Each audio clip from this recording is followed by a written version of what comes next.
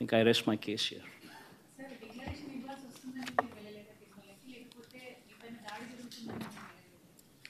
ఈ మాదిరిగా అందరికీ నోటీసులు ఇచ్చి ఈ మాదిరిగా నోటీసులలో వాళ్ళు రాసినది కూడా నేను చదివి వినిపించే కదమ్మా. ఏమని రాసినారు ఈ నోటీసులో? వాళ్ళు రాసినది 27/9/24 తేదీన రాజశ్రీ మాజీ ముఖ్యమంత్రి వర్యులు శ్రీ వైఎస్ జగన్మోహన్ రెడ్డి గారు తిరుమల తిరుపతి సందర్శన ఉన్నందున సదరు కార్యక్రమానికి అనుమతి లేనందున మీ ఆధ్వర్యంలో కార్యకర్తలతో మరియు మీ సొంత వాహనాలతో బయలుదేరి తిరుపతికి చేరుకొని వారు నిర్వహించే కార్యక్రమంలో పాల్గొంటారని సమాచారం. కావున అనుమతి లేని పైన తెలిపిన కార్యక్రమం యందు పాల్గొనటం చట్టరీత్యా వ్యతిరేకమని తెలియచేస్తూ ఇస్తున్న notice. This is what these notices are. Now you tell me. ఒకవైపున మా వాళ్ళందరినీ ఈ మాదిరిగా అందరికీ నోటీసులు ఇస్తున్నారు, చట్ట వ్యతిరేక కార్యక్రమం కింద కేసులు పెడతామని అంటున్నారు, చట్ట వ్యతిరేక పని చట్ట వ్యతిరేక కార్యక్రమం అని చెప్తా ఉన్నారు. మరోవైపున పక్క రాష్ట్రం నుంచి బీజేపీ వాళ్ళని కూడా అక్కడ పిలుచుకొని వచ్చి వాళ్ళు లా అండ్ ఆర్డర్గా గొడవలు క్రియేట్ చేయడం కోసం, రిలీజియస్గా ఒక టాపిక్ డైవర్ట్ చేయడం కోసం చంద్రబాబు నాయుడు చేసిన తప్పును కప్పిపుచ్చుకునేందుకు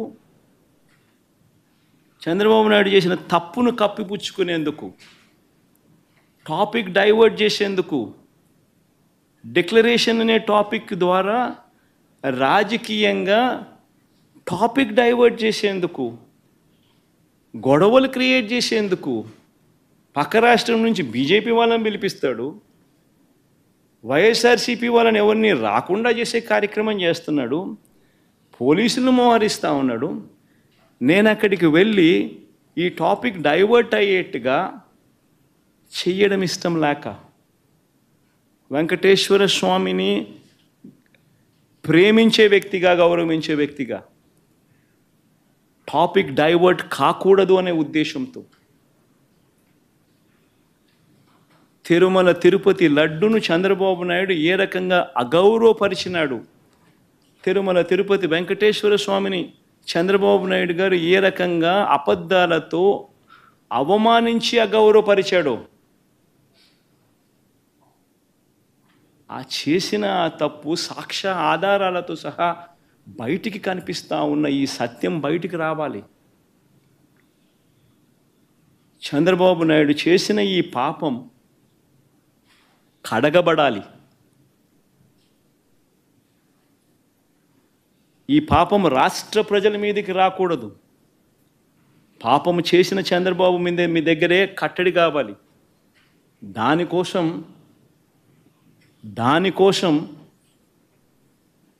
టాపిక్ డైవర్ట్ కాకూడదనే ఉద్దేశంతో నా పర్యటనను పోస్ట్పోన్ చేస్తూ ఉన్నాను. రాష్ట్ర వ్యాప్తంగా ఉన్న ప్రతి వైఎస్ఆర్సీపీ అభిమానించే వాళ్ళే కాదు, రాష్ట్ర ప్రజలందరూ కూడా, రాష్ట్ర ప్రజల శ్రేయస్సు కోరే ప్రతి ఒక్కరూ కూడా, అందరినీ కూడా నేను కోరుతా ఉన్నా, మీ ప్రాంతాలలో, మీ నియోజకవర్గాలలో, మీ గ్రామాలలో, మీ గుళ్ళల్లో పూజలు చేయించండి. చంద్రబాబు చేసిన ఈ పాపం వల్ల వెంకటేశ్వర స్వామి కోపం వచ్చి రాష్ట్రం మీద చూపించుకోకుండా ఆ కోపం కేవలం చంద్రబాబు మీదకి మాత్రమే చూపించే విధంగా పూజలు చేయండి అని కూడా అందరినీ కూడా అడుగుతా ఉన్నా. సార్ ఇప్పుడు ఎందుకనంటే జరిగినది ఘోర అపచారం. వెంకటేశ్వర స్వామిని పలచన చేస్తూ, వెంకటేశ్వర స్వామి ప్రసాదాన్ని లోకువ చేస్తూ, జరగనది జరిగినట్టుగా, యానిమల్ ఫ్యాట్ వాడనిది వాడినట్టుగా, ఆ లడ్డూలు డిస్ట్రిబ్యూట్ చేసినట్టుగా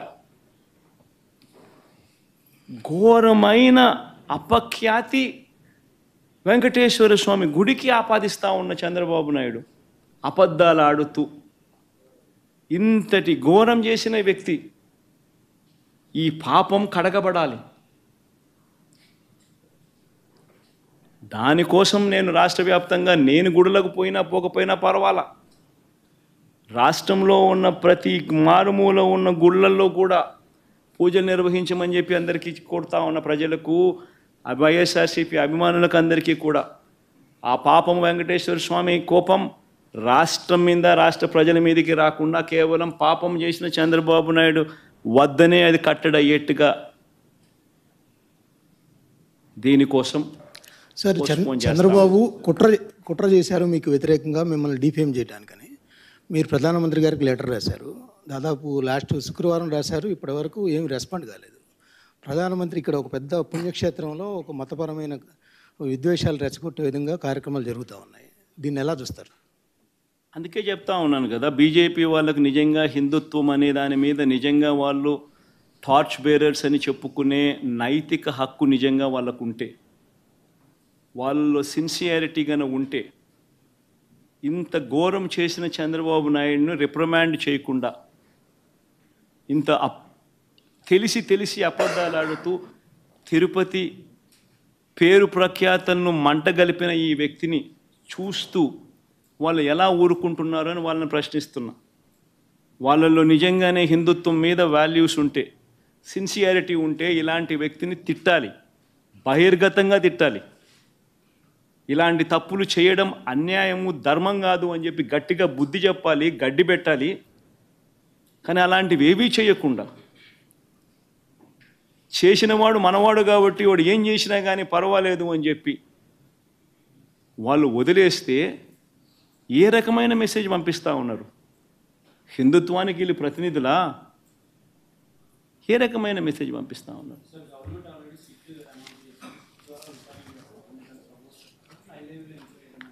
ఇంతకుముందే చెప్పే కదా దుర్గా, అసలు సిట్ అనేది ఏమిటి? కళ్ళు ఎదుటే కనిపిస్తూ ఉన్నాయి సాక్ష్యాలు, ఆధారాలు. ఆయనే తప్పు చేస్తాడు, ఆయన చేతుల్లో ఉన్న అధికారులతో సిట్టేస్తాడు. అది ఏ రకంగా ఆ సిట్టు వల్ల న్యాయం జరుగుతుంది? కంటికి కనపడతా ఉన్న సత్యాలు ఇవన్నీ కూడా, తప్పు చేసినాడని కనిపిస్తూ ఉన్న సత్యాలు కూడా. ఇవన్నీ నేను చెప్పినటువన్నీ కూడా వాళ్ళ ఈవో ఇచ్చిన స్టేట్మెంట్లు కానీ, వాళ్ళ ఈవో ఇచ్చిన వాళ్ళ రిపోర్టు కానీ, ఇవన్నీ ఏంటివి? కళ్ళ ఎదుటే కనిపిస్తూ ఉన్న సాక్ష్యాలు. ఇంకా సిట్ ఏంది, ఇంకోటి ఏంది, మన్నేంది? కంటికి కనపడడం లేదా? చంద్రబాబు నాయుడు అబద్ధం అన్నట్టు, చంద్రబాబు నాయుడు అన్యాయం చేసినట్టు. చంద్రబాబు నాయుడుకి ఇప్పుడు జరగాల్సింది ఏమిటి అని అంటే, ఇలాంటి ఘోరమైన తప్పులు చేయకుండా తిట్టుబడాలి. మతాన్ని, దేవుడిని రాజకీయాల్లోకి తీసుకొని రాకూడదు అన్న బుద్ధి జ్ఞానం చంద్రబాబు నాయుడుకు పడాలి. అది సుప్రీంకోర్టుల దగ్గర నుంచి పడాలి, ప్రధానమంత్రుల దగ్గర నుంచి పడాలి. అప్పుడే ఈ మనిషిలో జ్ఞానోదయం చెంది కొద్దో గొప్ప మార్పు వచ్చి ఈ మాదిరిగా మన గుడులను, మన పరువును, మన ప్రతిష్టను